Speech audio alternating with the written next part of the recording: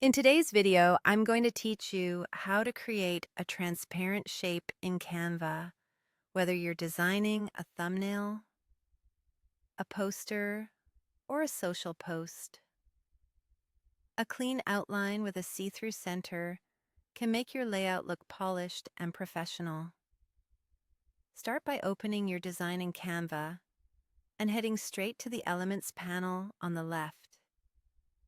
That's where you'll find the building blocks for your design.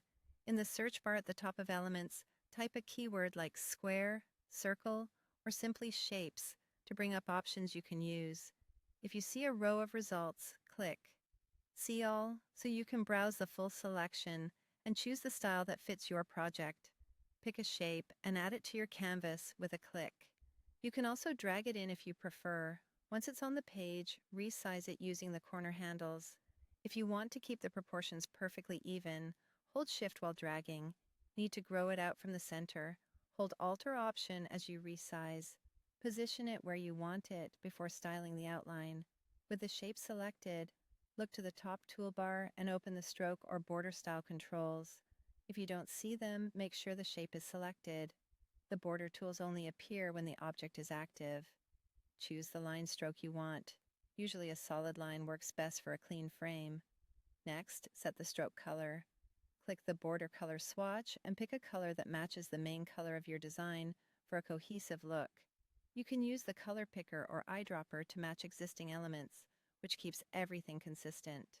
Now click the fill, often shown as the main color swatch for the shape.